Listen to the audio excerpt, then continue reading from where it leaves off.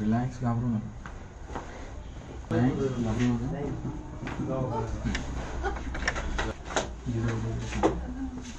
वेळ दुखतं, वेळ पण इथं दुखेल, इथं पण दुखेल. इकडं कमी आहे, इकडं जास्त आहे. हे बाई नाच दुखेल. नाही करतो. हात खाली घ्या. हे बैठ दुखेल. इकडे आता नीट आहे का? तुमच्या कमरामध्ये इथे L4 का L5S1 मध्ये गॅप आहे. हा भरपूर जुना आहे, म्हणजे तुम्ही कधी तरी कमरावरती पडलेले. तर त्यावेळी तिची जी डिस्क असते, कमराची डिस्क फक्त खाली सरकलेली होती.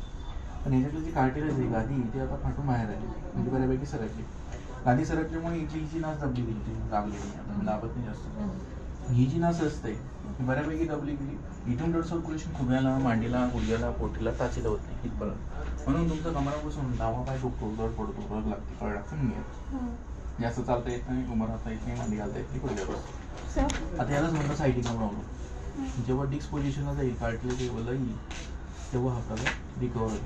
पण मरेपर्यंत जर तुम्ही याच्या गोळ्या खाल्ल्या, आजार बरा होत नाही मेडिसिन.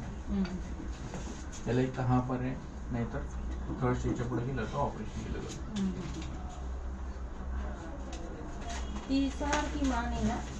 मानेचा वेगळा सांगायचं. आता यालाच म्हणतात सायटिका प्रॉब्लेम. हा प्रकार वाढतो, पालतो स्वप्न, 15 किलोच्या पुढे वाकून वजन उचलणं, मोपेड गाडी जास्त चालवणं, 30 डिग्रीत बसणं. म्हणजे खुर्ची बसेल, तुम्ही काय करता, मोबाईल बघता, टीव्ही बघता आणि शीट पुढे घेता, पाय टेबलात म्हणून खुर्ची ठेवून बसणार. ओके, याच्याने हा प्रकार स्प्लिट होतो, म्हणजे वाढतो. दुसरं, जाड गादी, जाड सोपे बसले, खड्डा पडेल असा बसल्यानंतर खड्डा पडेल असं, अशा गादीवर किंवा सोप्या बसले, त्याच्याने आपल्याला अजून त्रास देतो किंवा वाढतो. तशा गादीवर सोप्या बसायचं, झोपायचं नाही. हा झाला कमराचा प्रॉब्लेम, यालाच म्हणतात सायटिका प्रॉब्लेम. याचा इलेस स्पाईनचा MRI केला त्याचा स्पष्ट दिसतो. ओके, दुसरा, तुमच्या मानेमध्ये येते C4-5 C5-6 मध्ये म्हणजे ही नस दबली गेली. आता ही जी नस आहे, ही नस ब्रेनला, छातीला, पाठीला, शोल्डरला, हाताला कनेक्ट, म्हणून तुमचं अर्ध डोकं दुखत असतं मायग्रेनसारखं.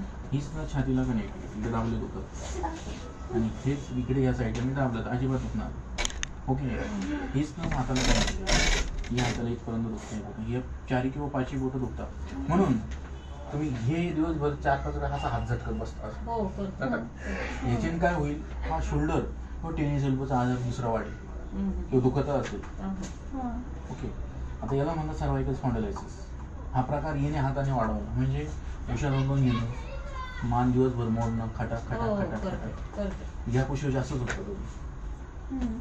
त्याच्याने हा प्रकार डबल स्प्लिट होतो, म्हणजे वाढतो. आता याला म्हणतात सर्वायकल स्पॉन्डिलायसिस. हे दोन्ही पण प्रमाण जास्त घेत झालंय, म्हणजे सेकंड स्टेजच्या पुढे चाललंय. याला 3 दिवसांनी परत घालायचं कवर. ओके, आणि याला नियम आहे, उशा नोंदून घेणं बंद, मान मोडणं बंद, डाव्या कुशी झोपणं बंद, मानेला झटका बसेल असं काही करणं बंद, थोडे दिवस आंबट वाटलं खायचं नाही, चहा वगैरे बंद.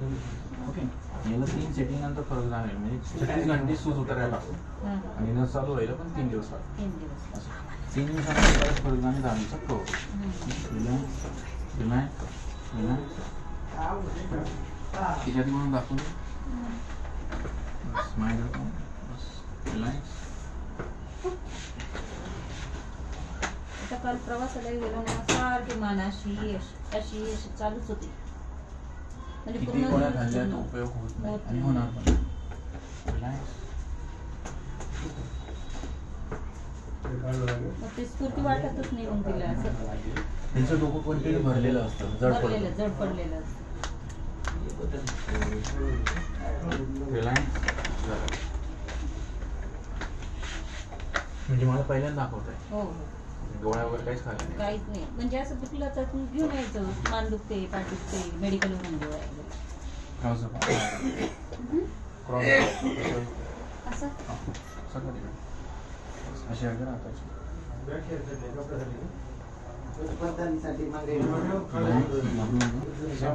पायकडे डोकं माझ्याकडे हां खालचं स्ट्रेट सगळं पुढे बस खालचं पण स्ट्रेट पाय सरळ सर इकडे इकडून बस अशी घे पण मला पाय सरळ पाय सरळ अशी सोडलं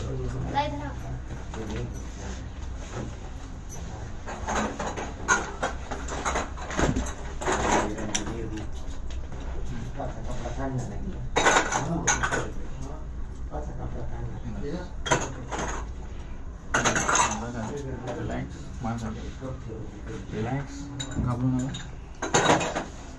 रिलॅक्स रिलॅक्स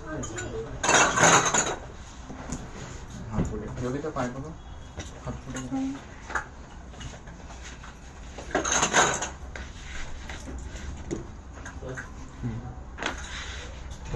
खाली मानतो घाबरू नका रिलॅक्स